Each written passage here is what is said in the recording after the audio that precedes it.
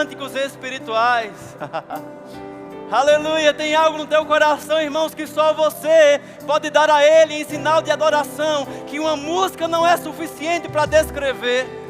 Aleluia, nós te amamos, Jesus. Nós somos gratos, Pai, pela Tua palavra. Nós somos gratos, Pai, por esse ambiente. Nós somos gratos, Pai, pelo dom da vida. Nós te louvamos, Senhor. Tem um cântico no teu coração, irmão. Levanta ações de graças a Ele. Aleluia, Pai, nós te adoramos, Pai, nós te glorificamos. Você é o centro desse ajuntamento, Senhor Jesus.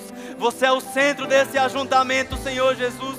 Você é o centro desse ajuntamento, Senhor Jesus. Como o salmista escreveu, alegrei-me quando me disseram, vamos à casa do meu Pai. Estamos alegres na Tua presença, Senhor. Estamos alegres na Tua presença, Senhor. Será que você pode dar um brado de júbilo na presença de Deus? Aleluia! Aleluia! Nós te louvamos, nós te exaltamos, Senhor Jesus. Aleluia! Senhor Deus e Pai, muito obrigado por essa noite. Muito obrigado por cada coração faminto que se reúne nesse lugar. Jesus, você é o centro da mensagem, você é o centro da nossa adoração, você é a causa, o motivo de estarmos aqui nessa noite. E eu declaro, Pai, que a mensagem que você tem me dado atinja os nossos corações, que o Teu Espírito trabalhe individualmente, fazendo florescer a semente da palavra, em cada um que está aqui presencialmente, mas para aqueles que estão acompanhando e irão acompanhar através da internet, Senhor.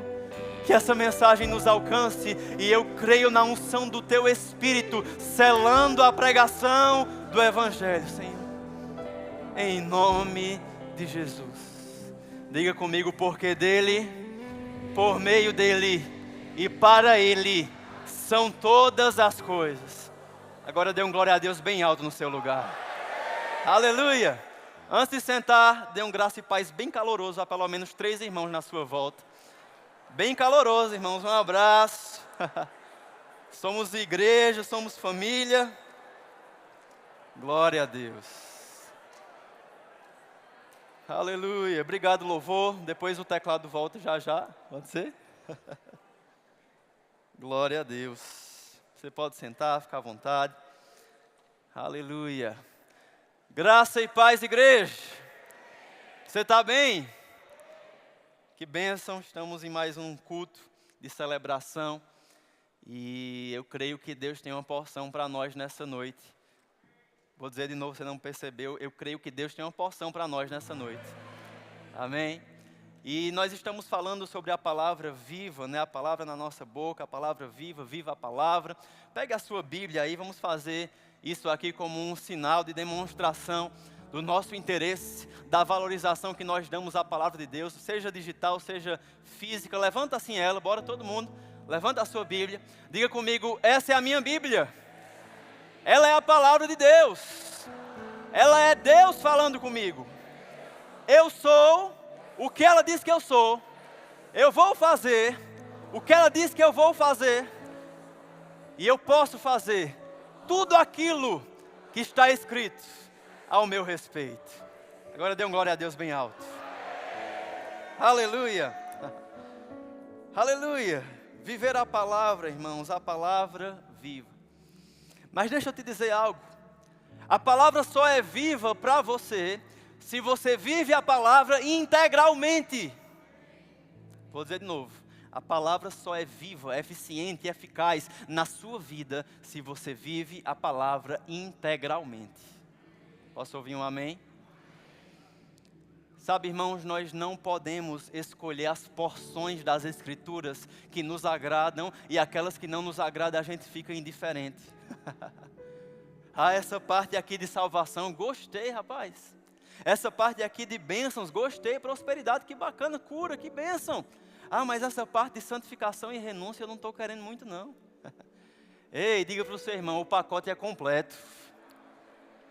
Sabe, irmãos, quanto mais eu me debruço sobre as Escrituras e avançando no que Deus tem me depositado mesmo como filho de Deus, eu percebo que as coisas com Deus ou é tudo ou é nada. Não há um meio termo. Aleluia. Como se diz por aí, ou é 8 ou é 80. Oh, aleluia, você está comigo. E eu me lembro, irmãos, eu lembrava esses dias enquanto pensava sobre essa noite. Manuel Dias chegou para mim com aquele olhar profético, né? E disse, você pode ministrar domingo à noite? E eu, claro que sim. E eu me lembrava rapaz, eu estou ficando velho, isso faz mais de 12 anos, irmãos, a primeira vez que eu subi nesse púlpito para ministrar. Era um adolescente e a gente tinha um culto chamado Culto de Adolescentes na Nave. Quem é dessa época aí? Cadê os jovens aí que cresceram junto com a gente?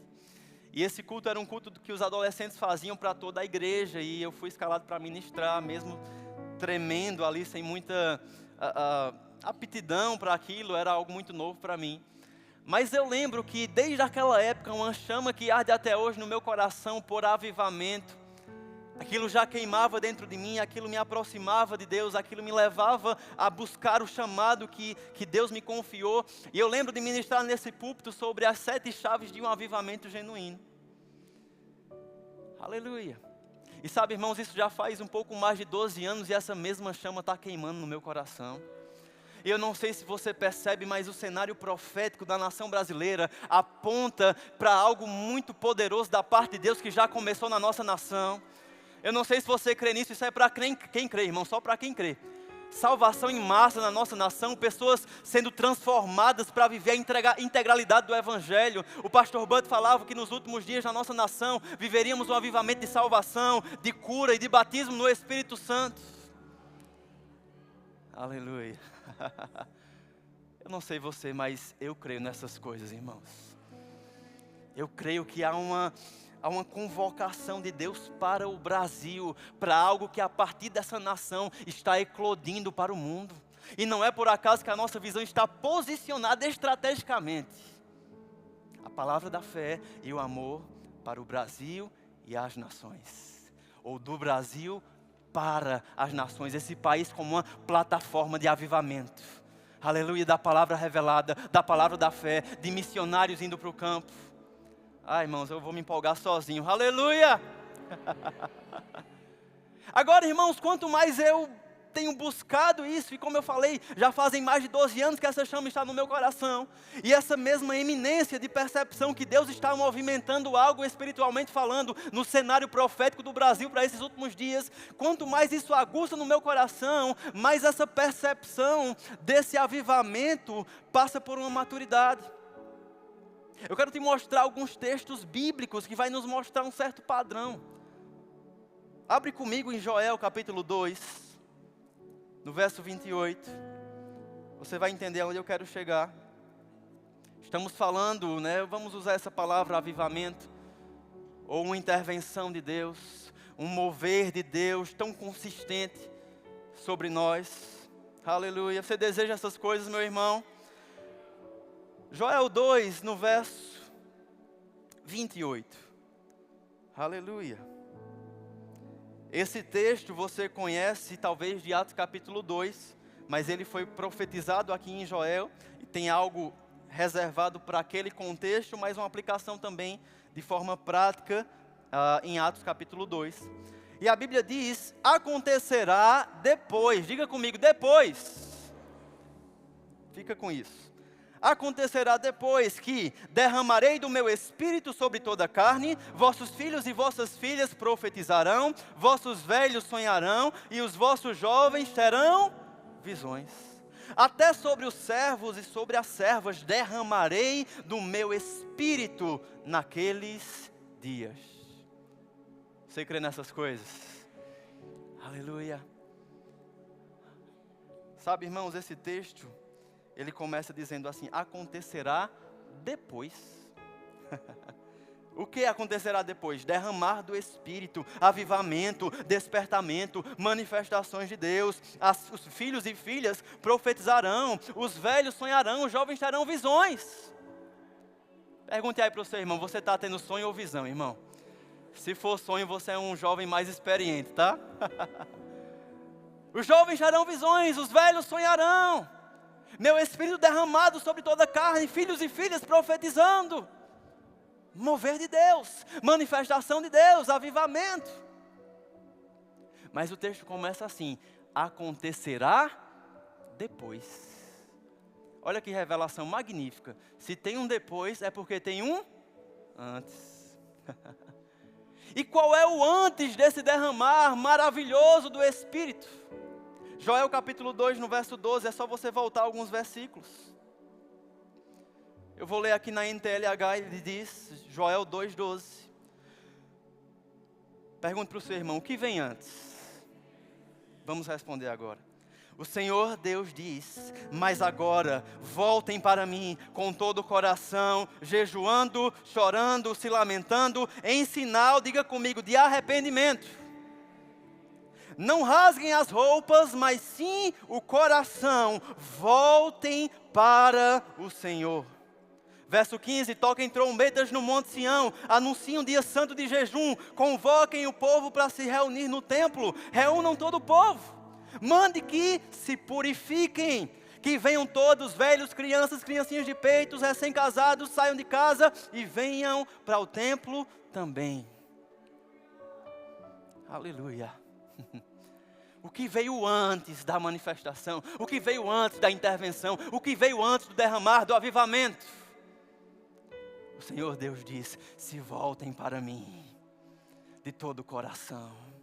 Uma busca, santificação, se purifiquem, se arrependam. Aleluia. E aí o texto traz algo tão fantástico, irmãos. Ele diz assim, não rasguem as roupas, mas sim o coração. Sabe, naquele contexto, e você vai ver isso em outros versículos, a gente vê que o rasgar das roupas, eles usavam aquelas túnicas longas, e o rasgar das roupas, abrindo aqui no peito, demonstrava um sinal de contritamento. De lamentação, de arrependimento, de um contritamento de coração ali. Era uma demonstração. Mas Deus está dizendo para aquele povo, ei, voltem para mim, se arrependam, se purifiquem, se santifiquem. Mas não somente um rasgar de roupas externo, rasguem o coração. Ou seja, eu não quero somente da boca para fora, eu não quero somente uma sinalização externa de contritamento, de santificação, de aparência de piedade, não, eu quero o coração. Aleluia. Sabe o que eu estou tentando te mostrar, irmãos? É que primeiro, estamos num cenário profético e tem um derramar de Deus sobre o Brasil, para alcançar as nações. Me dá um amém, pelo amor de Deus. Mas esse derramar, esse poder, essa manifestação, nós corremos o risco de ficar de fora, se não entendemos também que antes desse mover, desse liberar, há uma convocação ao arrependimento, à santidade, à purificação, há uma busca genuína. Aleluia.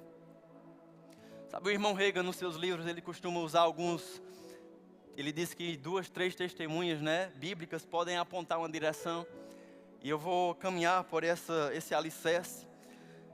Se você quiser, vai colocar aqui no telão Êxodo capítulo 19, no verso 10. Eu estou tentando te mostrar que há um padrão bíblico, que antes de um mover de Deus, de uma intervenção, de avivamento, como você queira chamar, nós vemos esse padrão de algo que acontece antes. E esse algo que acontece antes está ligado à santificação, à purificação, a arrependimento, a uma busca e sede de Deus. Você está comigo?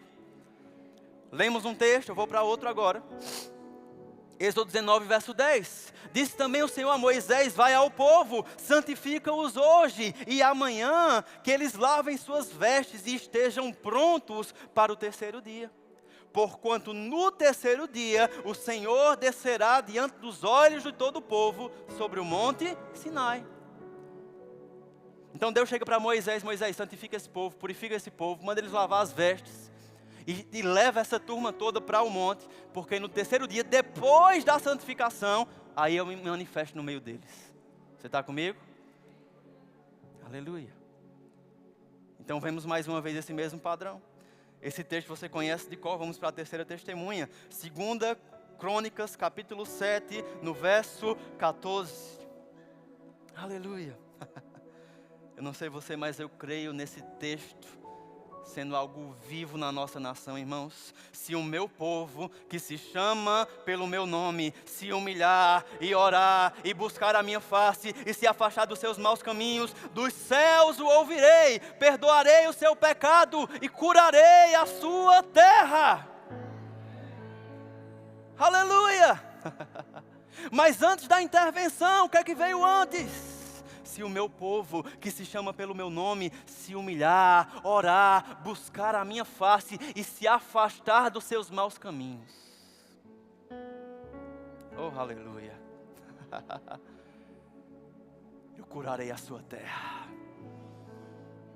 Meu irmão, a resposta para o Brasil, estamos em ano de eleição, não são homens, não vem da política. E a resposta para o Brasil é o Senhor. E nós como igreja temos esse canal para invocar-me-eis e te responderei.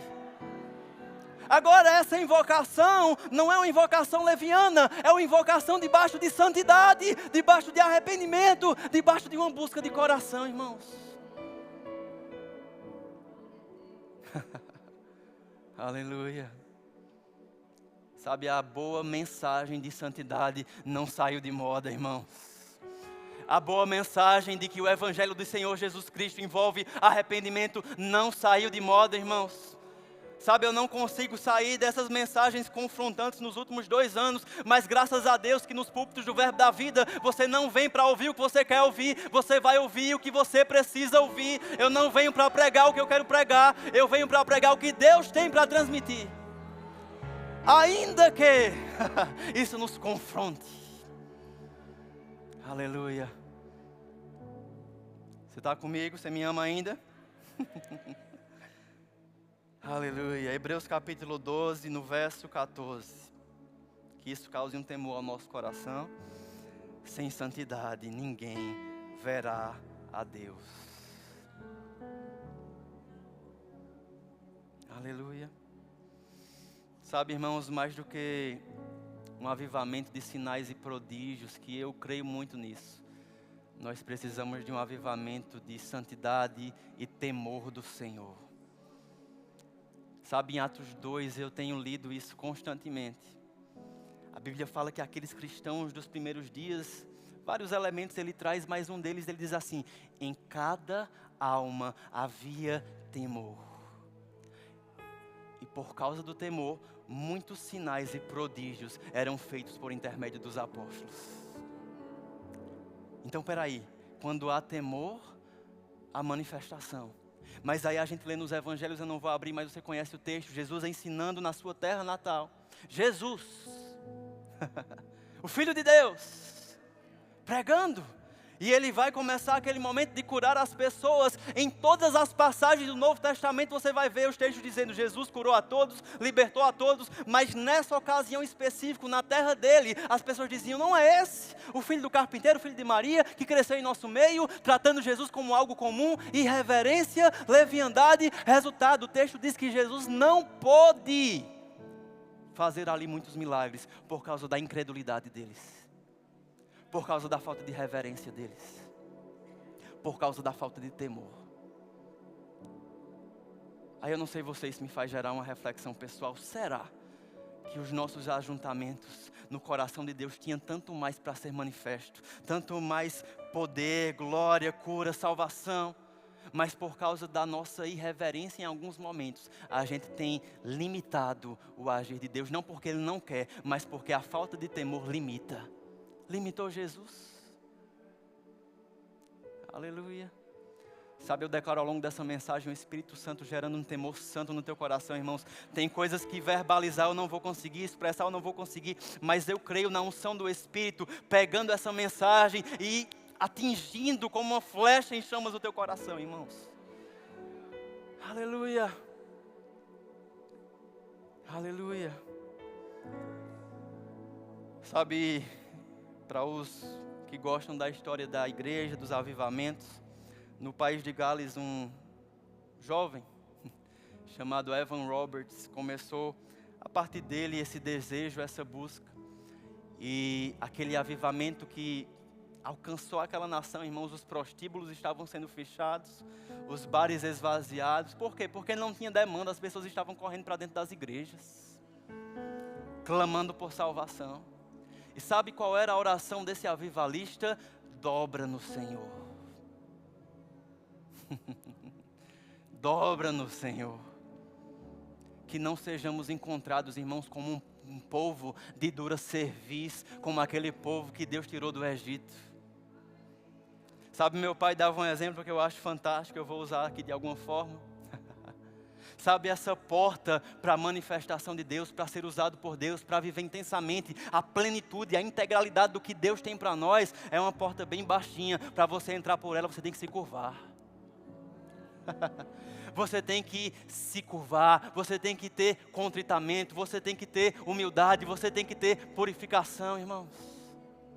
Sem santidade, ninguém verá a Deus. Amém? Você pode dar um glória a Deus no seu lugar? Aleluia. Abra comigo em Romanos capítulo 1, no verso 23.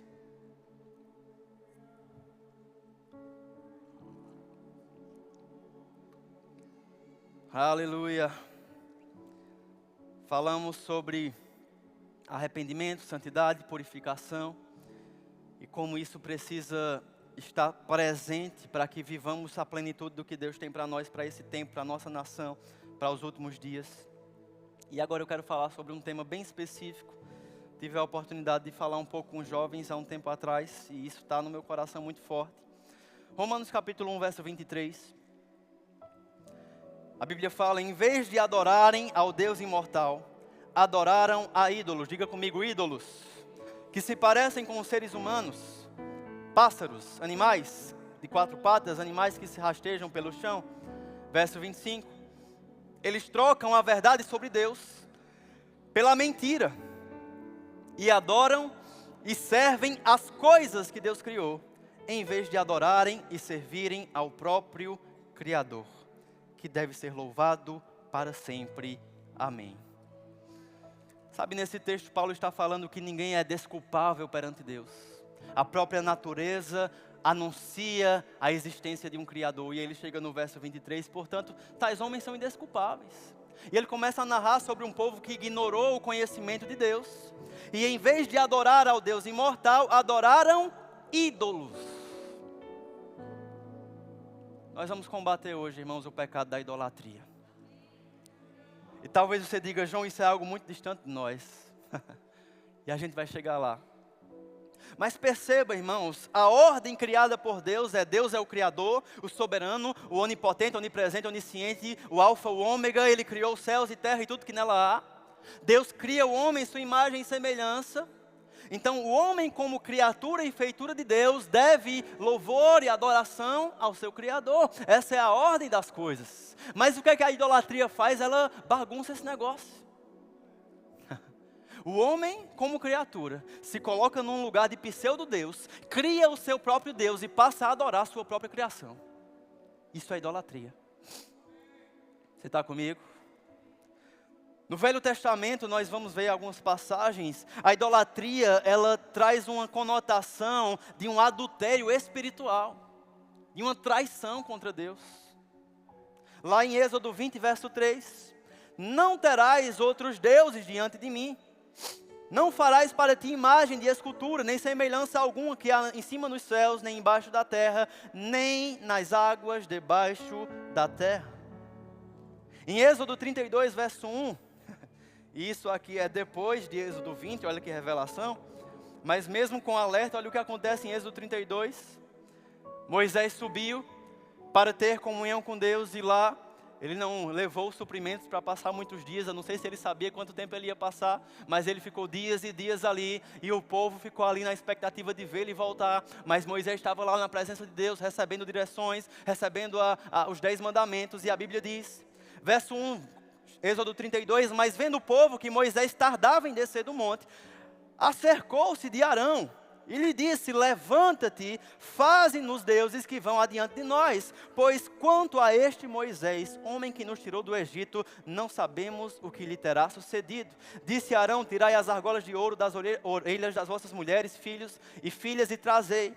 Então o povo tirou as argolas, trouxeram a Arão, e este, recebendo em suas mãos, trabalhou em ouro, um bezerro, e entregou a Israel. Então, Moisés está no monte, recebendo os mandamentos e instruções, e dentro disso aí, já estava ali o alerta contra a idolatria. E pensa o cenário, Moisés está descendo do monte feliz, com os 10 mandamentos, depois de uma temporada conversando diretamente com Deus para receber instruções. E sabe por que Moisés sempre ia sozinho? Porque a gente leu lá atrás, quando Deus disse, ei, lava o povo, santifica o povo e leva para o monte, para eu falar com eles. Lembra que a gente leu esse texto? Sabe a resposta do povo? Não, Moisés, vai você. Vai você.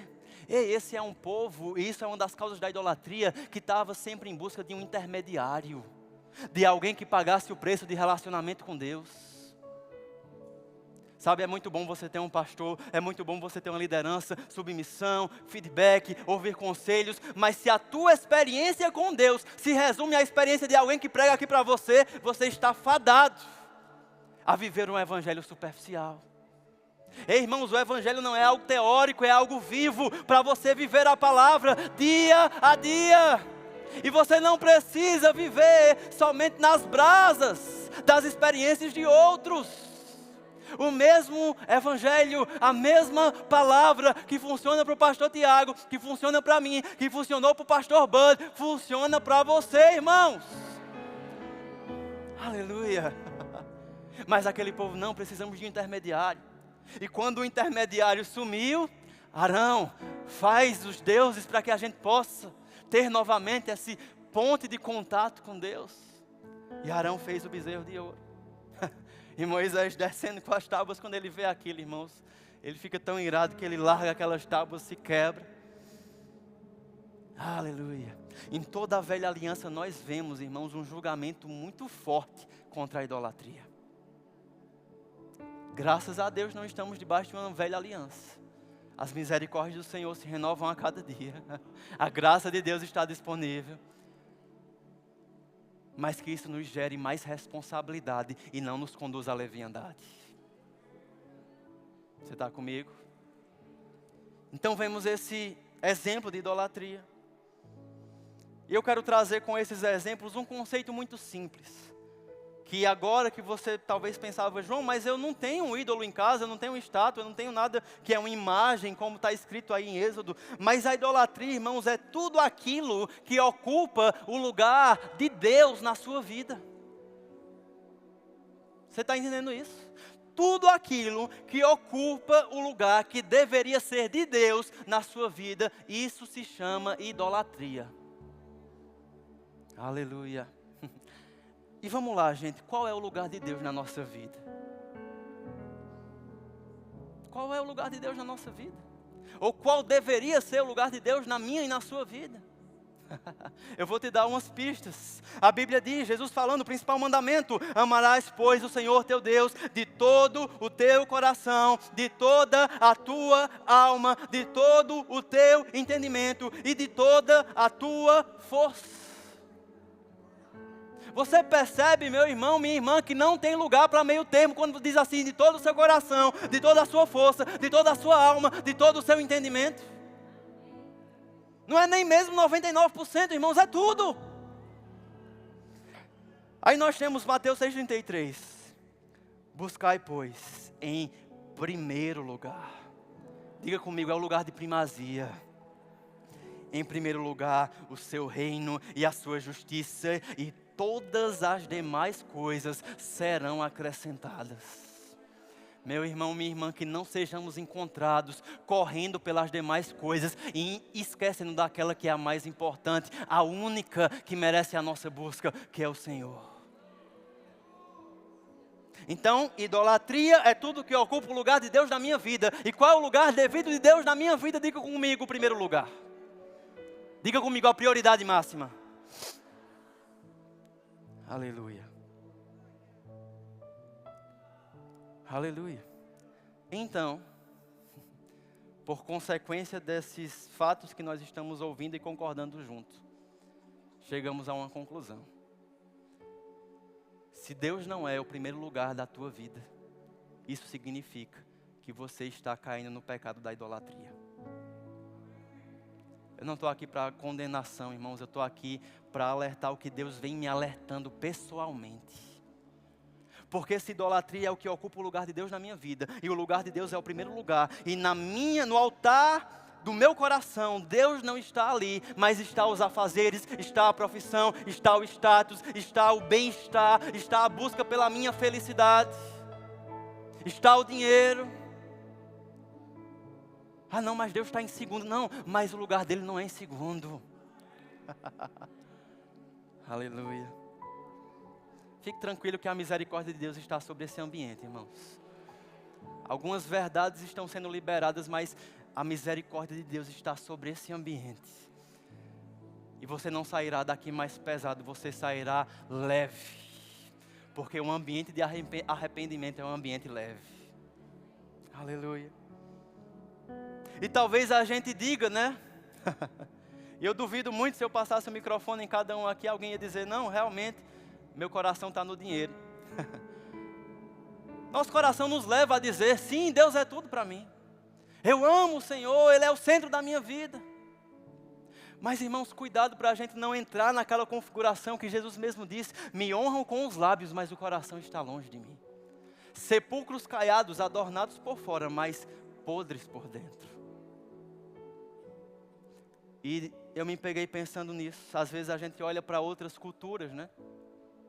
Culturas orientais, por exemplo, onde você vê pessoas sem revelação da palavra, adorando um rato, uma vaca, uma imagem, uma cidade, um local. Aleluia.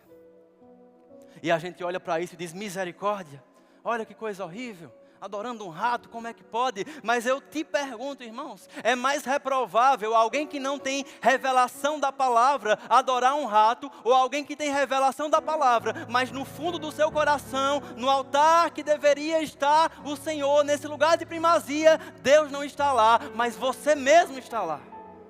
A sua própria vontade, os seus próprios desejos, a sua própria busca pelo conforto, pelo bem-estar, pela felicidade. Aleluia. Glória a Deus. Irmãos, é nas pequenas coisas que o nosso coração é revelado. Com muito amor no meu coração, irmãos.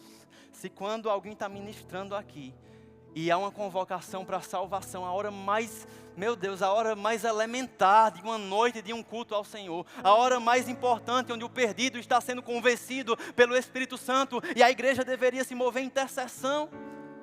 Se nesse momento, irmãos, você simplesmente sai em nome da comodidade para não enfrentar um trânsito, uma fila no DI, eu te pergunto, onde está o nosso coração? Você está comigo? São nas pequenas coisas que o nosso coração é revelado. Eu não sei você, irmãos, mas eu quero viver tudo que a palavra tem para mim. Chega de um nível superficial, irmãos. Chega de uma vida fútil, irmãos. Há profundidade em Cristo disponível para nós, mas Ele precisa ser o centro. Eu creio, irmãos, no fogo purificador, purificando as nossas intenções, nossas motivações, nosso comportamento, os nossos desejos e planos. Algumas coisas precisam queimar, ser destruídas, para o alicerce e a construção do Espírito se erguer na nossa vida. Aleluia. Obrigado, Jesus. Você me ama ainda? Glória a Deus. Sabe, tem pessoas, irmãos, peregrinando quilômetros para ir até um lugar que eles entendem que é um lugar sagrado. Tem pessoas pagando promessas para um ídolo mudo, fazendo tantos sacrifícios, se flagelando até. E eu e você que conhecemos o Deus, o único Deus verdadeiro, o que temos feito? Aleluia. Sabe uma coisa que Deus tem tratado no meu coração? Precisamos voltar a valorizar esse ambiente de culto. Ei, meu irmão, minha irmã, deixa eu te falar com muito amor no meu coração.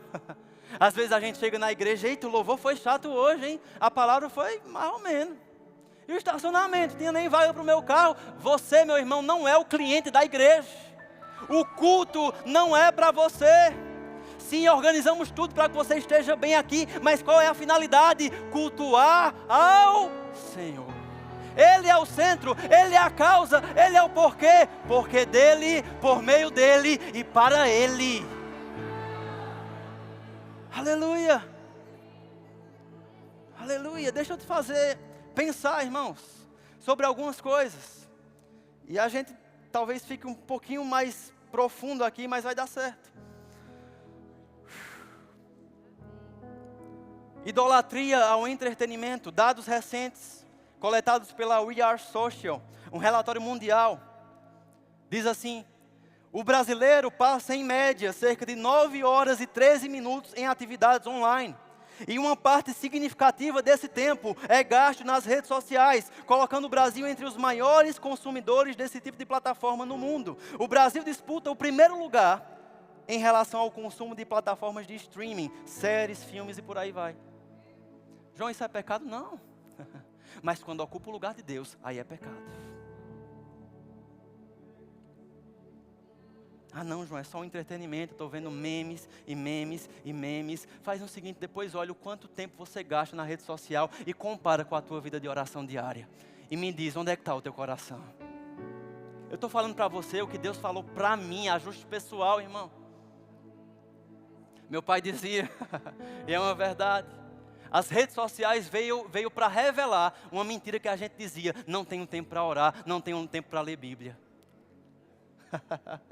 Elas nos apontaram que isso era só uma desculpa farrapa que a gente dava. Nós temos tempo para aquilo que valorizamos, para aquilo que é prioridade para nós. Idolatria ao entretenimento. Dados do Banco Central indicam que no período de 2025 os brasileiros podem estar apostando até 30 bilhões por mês em plataformas online, mostrando a enorme escala de movimentação financeira no segmento. Pesquisa atual mostra que 36% dos brasileiros, aproximadamente 56 milhões de pessoas, fazem apostas online, um aumento significativo em frente a anos anteriores. Isso aqui pode entrar no âmbito de entretenimento. Pode chegar a um âmbito onde corrompe o teu coração para a ganância. João, você está julgando, está condenando? Não, estou fazendo você pensar. Aleluia. Aquele jovem rico, quando chega diante de Deus, cheio de boas intenções diante de Jesus: mestre, como é que eu faço para herdar essa vida eterna? Como é que eu faço para entrar nesse reino dos céus? A resposta: observa os mandamentos, Jesus falou. E aí aquele jovem diz: não, tudo isso eu já tenho observado. Não matarás, não furtarás, não cobiçarás a mulher do próximo. Tudo isso eu tenho observado, disse ele. E sabe, eu penso Jesus assim analisando, passando aquele diagnóstico santo na vida dele. E ele percebeu onde é que estava o coração dele. E disse: faz o seguinte, vende tudo que você tem, dá aos pobres e me segue. Irmãos, aquilo foi uma facada no coração dele, porque a Bíblia diz que ele caiu semblante, ele se entristeceu e foi embora, porque era dono de muitas riquezas. O problema era a riqueza? Não, o problema é que a riqueza tinha o coração dele. Se Jesus passasse esse diagnóstico que não tem erro, não tem máscara na nossa vida, o que é que ele vai encontrar no centro do altar do nosso coração? É só essa pergunta para reflexão nessa noite. Aleluia. Maldito o homem que confia no homem, meu irmão. Aleluia. Sabe, nós não confiamos em carros, nem em cavalos. Ah, meu irmão, o teu salário não é a tua fonte, sabia disso? Os lucros da tua empresa não é a tua fonte. Ei, não te apoie no teu próprio entendimento. A tua fonte é o Senhor Deus, o Alfa e Ômega. O Criador do ouro e da prata. É por isso que ele diz: não andeis ansiosos por coisa alguma. Eu vou ficar apegado com dinheiro, irmãos, pelo amor de Deus, com coisas que a traça e a ferrugem corroem. Mas no coração de muitas pessoas, infelizmente, as coisas desse mundo ganharam mais poder e influência do que o próprio Deus. Aleluia. Vamos continuar. Você está pronto para mais? Aleluia. Eu amo você, meu irmão. Por isso que eu estou falando isso aqui para você nessa noite. Ah, Jesus, obrigado. Idolatria sexual, irmãos. Em países com amplo acesso à internet, como o Brasil, 70% dos homens consomem ou já consumiram conteúdo adulto e 30% das mulheres. Um estudo de 2018 estimou que cerca de 22 milhões, entre aspas, aqueles que tiveram coragem de responder, afirmaram consumir pornografia. Dados apontam que esse número vem crescendo vertiginosamente. Uma outra pesquisa nos Estados Unidos falou que cerca de metade dos cristãos, entre aspas, praticantes, relataram usar esse tipo de conteúdo. 54% dos cristãos praticantes relataram ter consumido pornografia ou estar consumindo em algum nível. E esse é o que mais me assombra. Uma parte significativa dos cristãos que fazem uso desse conteúdo relatou estar confortável com seu uso. E muitos não veem isso como um problema sério. Aleluia. Se esse era o seu caso, eu estou aqui para te dizer, é pecado. É pecado. Vamos encarar o problema de frente, irmãos. Não vamos fingir que isso não tem sido alvo da cobiça de muitos fora da igreja. Mas a estatística mostra, dentro da igreja também. Minha oração é que o temor do Senhor nos alcance de forma tão intensa, irmãos. Que áreas que a gente escanteou e fingiu que não estava podre, Ele vai nos fazer voltar para limpar a bagunça. E deixa eu te dizer, algumas bagunças precisam de ajuda. Tiago capítulo 5, verso 14, confessai, pois, os vossos pecados uns aos outros, orai uns pelos outros, para serdes curados. Deixa eu te dizer, meu irmão, minha irmã, da mesma forma que é bíblico o crente orar, que é bíblico o crente ler Bíblia, é bíblico a gente confessar pecado, para que haja restauração. Ninguém é super-herói, gente. Ninguém é super-herói, nem mesmo quem está no altar ministrando para você. Aleluia. Eu quero te desafiar nessa noite. Se essa era uma área que estava lá na obscuridão da tua vida, e você sabe que precisa hoje dessa libertação, hoje mesmo, você vai de encontro a um irmão mais velho na fé, seja o seu líder, o seu pastor, se quiser pode me procurar, e você vai confessar e abrir o seu coração. E se alguém confessar algo desse tipo para você, não quebre a confiança dessa pessoa. Haja com maturidade, como um irmão na fé. Nós não olhamos com um olhar de condenação. Mas vem cá, meu irmão, deixa eu andar junto contigo. Deixa eu orar junto contigo. Deixa eu te ajudar a sair desse lamaçal. Quando um dedo se corta, irmãos, eu te pergunto, você arranca e joga fora? Não, você cuida. Quando um membro do corpo de Cristo está frágil ou cai, a gente não arranca e joga fora, a gente cuida, a gente protege, a gente traz para perto.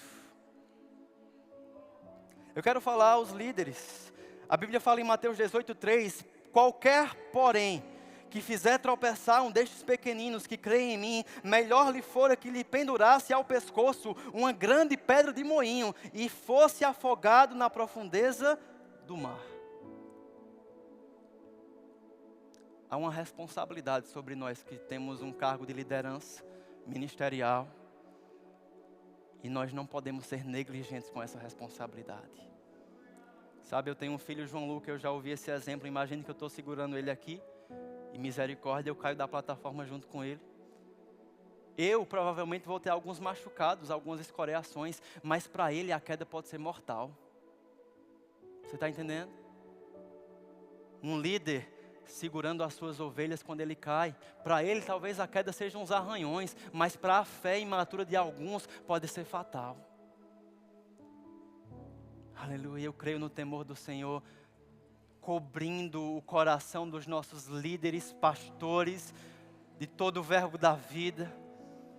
Se há coisas a serem expostas, procure o seu supervisor, sua liderança, procure o apóstolo, procure alguém, mas não permita que o pecado ganhe força e te provoque uma queda que possa machucar a outros.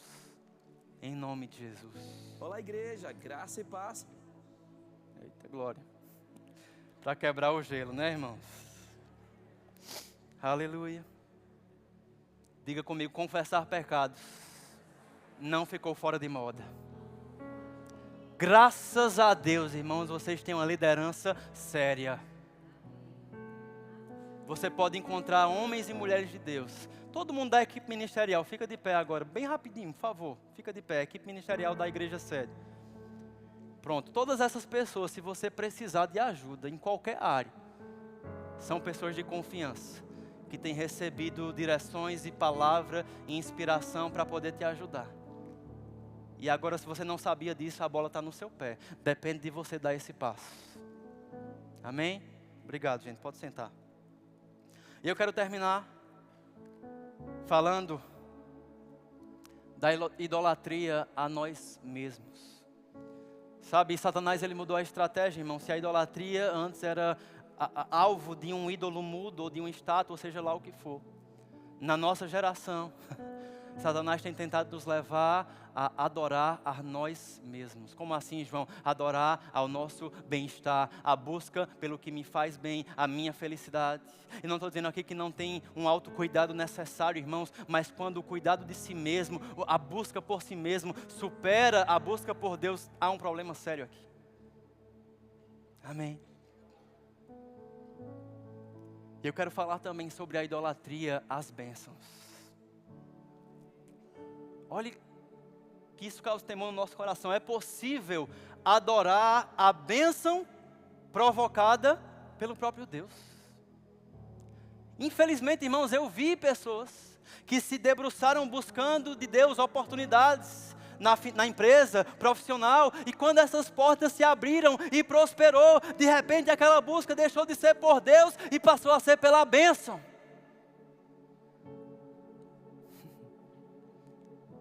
Aos ministros, cuidado para isso aqui não ocupar o teu coração, irmãos. Cuidado para a busca ao chamado, e é tão minucioso isso, a busca ao chamado não te desvirtuar da busca a Deus. Ei, meu irmão, maior do que a bênção é o Deus que abençoa. Maior do que a prosperidade é o Deus que te prospera. Maior do que o Deus que te deu chamado, maior que o chamado é o Deus que te deu chamado, irmãos. Maior do que a obra é o Deus da obra. Cuidado, você que serve na igreja, para não se esconder debaixo de um serviço, debaixo de um ambiente de simplesmente buscar esse lugar de serviço, mas na hora de cultuar, na hora de adorar, não tem essência, não tem busca ao Senhor. A síndrome de Marta, muitos afazeres, mas na hora de se sentar aos pés de Jesus.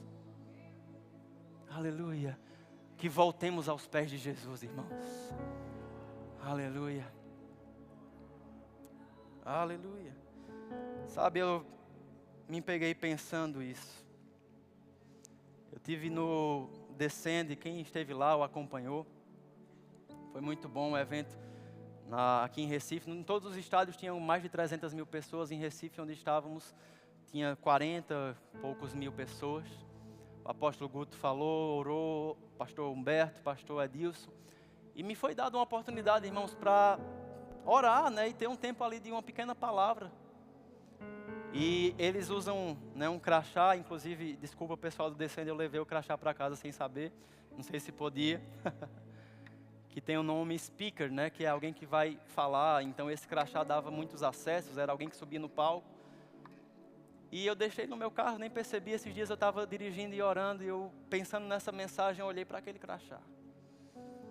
E eu fiquei pensando, meu Deus, me livra de um dia esse crachá ocupar o centro do meu coração. Me livra de um dia os cuidados do mundo, a fascinação das riquezas, a soberba da vida, o olhar para a proeminência ministerial ocupar o seu lugar na minha vida. Senhor, se esse dia chegar, eu prefiro morrer. Porque a glória de Deus, ela não divide com ninguém, é dele. E esse temor, irmãos, tem que permear a vida de cada um de nós. Aleluia. Sabe, a Bíblia diz, e eu encerro com isso. E é como você vai fazer essa autoanálise nessa noite. Nós vamos cantar um louvor. Mateus 6:21. Pois onde estiver o seu tesouro, ali também estará o seu coração. O tesouro denuncia o coração. O tesouro que você valoriza, o que ocupa o teu planejamento, o que ocupa o teu tempo, o que você consome de conteúdo, tudo isso são pistas para apontar o que é o tesouro. E o tesouro revela o coração. E a pergunta é, o seu tesouro, o que te move, o que faz você, o que te leva a valorizar algo, a ocupar o teu tempo com algo, tem sido o Senhor ou as coisas dessa vida? Aleluia. Qual é a análise que eu faço para mim mesmo? Tudo na minha vida, profissão, recursos, empresa, investimento, filhos, família, atuação ministerial. Qual é o crivo? Porque dele, ele é a causa, por meio dele, ele é o caminho e para ele é a finalidade. Se ele não for a causa, se ele não for o meio, se ele não for a finalidade, que o fogo purificador de Deus queime isso da minha vida. Ou às vezes queime a intenção, porque não é o que você faz, mas o coração com o que você faz. Você está comigo? Fique de pé no seu lugar.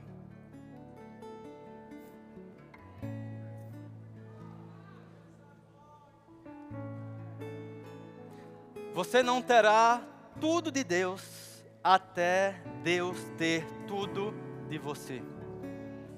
Valnice Milhões. Sabe, no Descendo nós vivemos uma convocação ao arrependimento. Eu não estou condenando, dizendo que ninguém aqui está em pecado, irmãos. Mas está cada vez mais claro ao meu coração que isso é uma convocação de Deus para a nossa nação. A santificação, a purificação. Há uma geração de joelhos dobrados perante a poderosa mão de Deus. A Bíblia diz, humilhai-vos, pois, perante a poderosa mão de Deus, para que Ele vos exalte em tempo oportuno. Cremos na nossa nação sendo exaltada para um cenário profético para esses últimos dias. Amém. E qual é o lugar onde isso vai acontecer? Humilhai-vos perante a poderosa mão de Deus, para que Ele vos exalte em tempo oportuno. Aleluia. Vamos ter um momento de louvor breve, e nesse refrão que o Espírito Santo te confronte, que fale ao teu coração, que te motive, te exorte, te console, mas que haja essa reflexão santa nos nossos corações, limpando motivações, intenções, prioridades inadequadas, em nome de Jesus. Vamos louvar ao Senhor. Obrigado, Senhor. Obrigado, Jesus. Aleluia.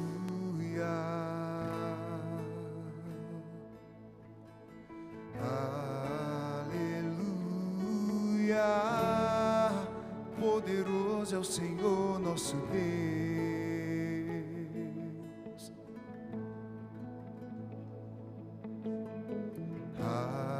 Aleluia,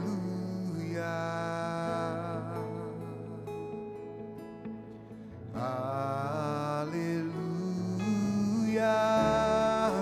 poderoso é o Senhor nosso Deus.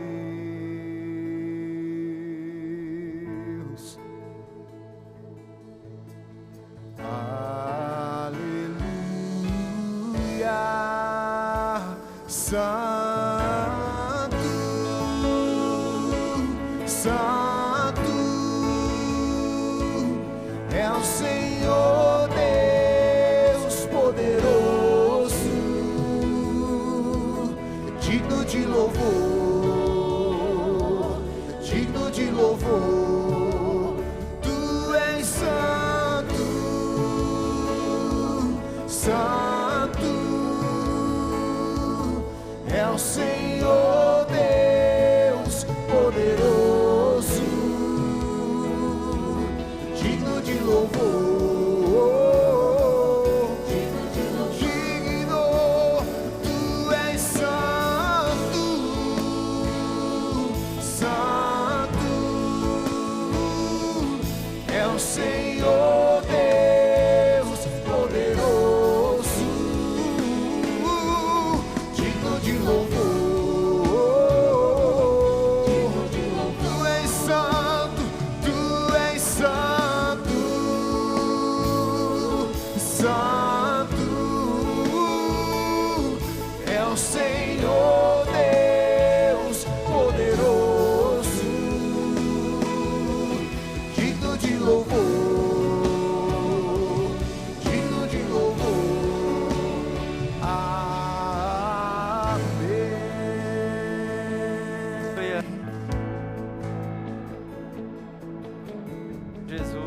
obrigado, Jesus. Vamos orar juntos, irmãos. Pai, em nome de Jesus, nós não queremos ser encontrados como um povo de dura cerviz. Nós não queremos ser encontrados, Pai, num lugar onde buscamos as nossas próprias vontades, onde buscamos os nossos próprios prazeres, onde buscamos as bênçãos em detrimento do abençoador. Senhor Deus, que se há em nosso coração, como o salmista diz, algum caminho mau, nos revela nessa noite. E que possamos colocar diante do altar, assim como Abraão entregou aquilo que era mais precioso para ele, Isaac. Que possamos colocar diante do altar, Senhor, o nosso coração, livre de qualquer busca inapropriada, inadequada. Que toda idolatria ao entretenimento caia por terra, que toda idolatria aos bens desse mundo caia por terra, que toda idolatria sexual caia por terra, que toda idolatria a si mesmo caia por terra, que toda idolatria, Pai, as coisas desse mundo, a pessoas, a casamento, a relacionamento, nada, nem ministério, nem chamado, ocupe o lugar do Senhor na nossa vida, Pai. Fale ao Senhor agora o que você precisa. O que não é remédio é vacina. Fale ao Senhor. Nos protege desse lugar de idolatria, Senhor. Espírito Santo, Tua palavra diz: não nos deixe cair em tentação, mas livra-nos do mal. Nos inspira a se manter nesse lugar de uma busca somente a Ti. Jesus, nós dizemos como igreja, porque dEle, por meio dEle e para Ele, que a nossa vida, as nossas motivações reflitam essa frase: porque dEle, por meio dEle e para Ele são todas as coisas. Em nome de Jesus. Olha para a nossa nação, Senhor, e encontra na igreja brasileira esse lugar de joelhos no chão, de humilhação e arrependimento e santificação diante da Tua presença.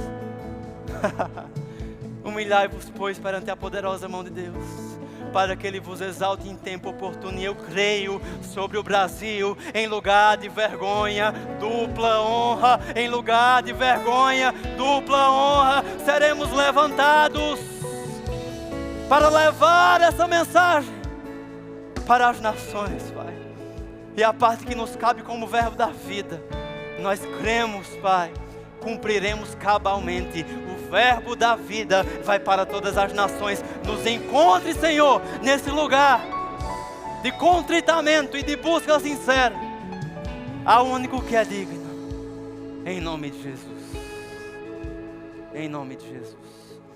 Se você está aqui nessa noite e essa palavra alcançou de alguma forma o teu coração, e você entende que você precisa entregar a sua vida ao Senhor Jesus, ou voltar para esse lugar que jamais você deveria ter saído, eu gostaria que, por favor, você fizesse um sinal com a sua mão assim, para que eu possa te ver. Tem alguém que precisa voltar para os caminhos do Senhor? Tem alguém que precisa fazer Jesus o teu Senhor e Salvador e sair de uma vida que não traz sentido, que não traz propósito eterno? Faz um sinal com a tua mão. Faz um sinal com a tua mão. Sai desse lugar de órfão. Deus está te chamando, irmãos. Estamos nos últimos dias e essa oportunidade está aberta nessa noite. Não desperdice essa oportunidade de salvação, de reconciliação. Deixa eu ver a sua mão. Deixa eu orar por você. Tem alguém?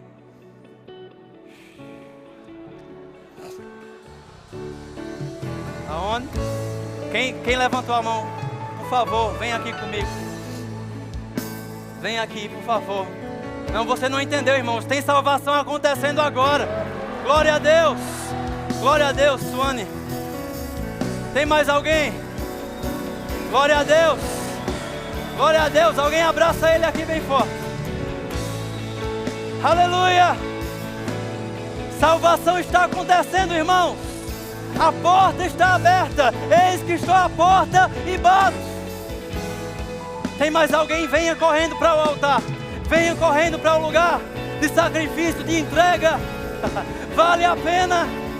Vale a pena. Aleluia. Quem é a terceira pessoa? Glória a Deus. Obrigado, Jesus. Você pode